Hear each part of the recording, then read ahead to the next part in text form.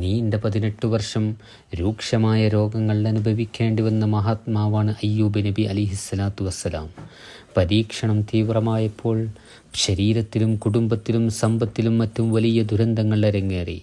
എന്നാൽ അയ്യൂബ് നബി അലിഹിസ്സലാത്തു വസ്സലാം രോഗങ്ങളെയും ദുരനുഭവങ്ങളെയും അങ്ങേയറ്റത്തെ ക്ഷമ കൊണ്ടും പ്രാർത്ഥന കൊണ്ടും നേരിട്ടു.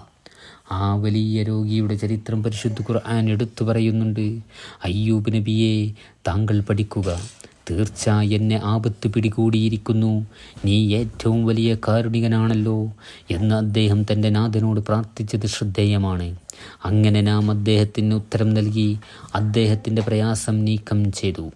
അസഹ്യമായ രോഗപീഠങ്ങൾ അനുഭവിച്ചപ്പോഴും പ്രാർത്ഥനയും ആരാധനയുമായി നിതാന്ത ക്ഷമയും സഹനവും കാഴ്ചവെച്ച അയ്യൂബ് നബി അലിഹിസ്സലാത്തു വസ്സലാം നിസ്തുലമായ മാതൃകയാണ്.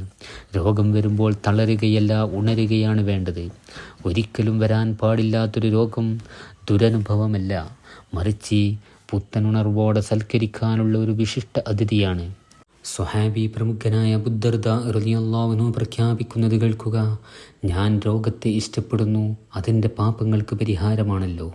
ഇബ്രാഹിം നബി അലിഹിസ്സലാത്തു വസ്സലാം പ്രസ്താവിക്കുന്നു: ഞാൻ രോഗിയായാൽ അവൻ എനിക്ക് ശമനം പ്രദാനം ചെയ്യുന്നു. രോഗം വന്നാൽ ചികിത്സിക്കൽ സുന്നത്താണ്. ഇതാണ് ഭൂരിഭാഗം പണ്ഡിതന്മാരുടെയും നിലപാട്. നബി സല്ലല്ലാഹു അലൈഹി വസല്ലം തങ്ങൾ പറഞ്ഞു: നിങ്ങൾ ചികിത്സിക്കുക.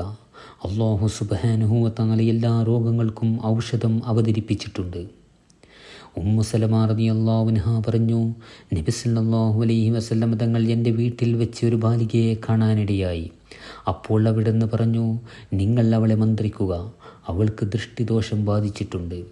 മുഹമ്മദ് ബിൻ ഹാത്തിബ് റളിയല്ലാഹു അൻഹു പറയുന്നു: കുട്ടിക്കാലത്ത് എൻ്റെ ശരീരത്തിൽ തിളച്ച വെള്ളം അറിഞ്ഞപ്പോൾ ഉമ്മ എന്നെ നബി സല്ലല്ലാഹു അലൈഹി വസല്ലം തങ്ങളുടെ അടുക്കൽ കൊണ്ടുപോയി. അദ്ഹിബിൽ ബഅസ എന്ന് തുടങ്ങുന്ന മന്ത്രം കൊണ്ട് അവിടുന്ന് എന്നെ മന്ത്രിക്കുകയുണ്ടായി. വിഷം തീണ്ടിയ ഒരു ഗോത്ര നേതാവിനെ സ്വഹാബികൾ സൂറത്തുൽ ഫാത്തിഹ ഓതി മന്ത്രിച്ചു. രോഗം മാറി. മന്ത്രത്തിൻ്റെ പ്രതിഫലമായി സ്വഹാബികൾ 30 ആടുകളെ ചോദിച്ചു വാങ്ങി. അത് പ്രവാചകർ സല്ലല്ലാഹു അലൈഹി വസല്ലം തങ്ങൾ അംഗീകരിച്ചു. ആടുകളുടെ ഒരു വിവിധം നബി സല്ലല്ലാഹു അലൈഹി വസല്ലം തങ്ങൾ സ്വീകരിക്കുകയും ചെയ്തു. ജാബിർ റളിയല്ലാഹു അൻഹു പറയുന്നു: നബി സല്ലല്ലാഹു അലൈഹി വസല്ലം തങ്ങൾ ചില മന്ത്രങ്ങൾ നിരോധിക്കുകയുണ്ടായി.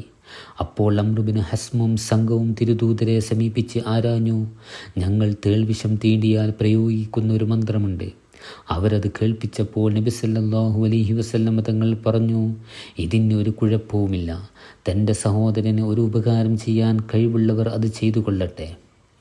തേൻ, അത്തിപ്പഴം, മൈലാഞ്ചി, കരിഞ്ജീരകം തുടങ്ങിയ അനേകം ഔഷധങ്ങൾ നബി സല്ലല്ലാഹു അലൈഹി വസല്ലം തങ്ങൾ പ്രയോഗിക്കുകയും നിർദ്ദേശിക്കുകയും ചെയ്തിട്ടുണ്ട്. നബി സല്ലല്ലാഹു അലൈഹി വസല്ലം തങ്ങൾ പറയുന്നു: നിങ്ങൾ രോഗികളെ സന്ദർശിക്കുക, അവരോട് ദുആ ചെയ്യാൻ ആവശ്യപ്പെടുക. കാരണം രോഗിയുടെ പ്രാർത്ഥനയ്ക്ക് ഉത്തരം ലഭിക്കും. അല്ലാഹു സുബ്ഹാനഹു വ തആല എല്ലാ രോഗങ്ങളും തൊട്ടും നമ്മെ കാക്കട്ടെ. ആമീൻ.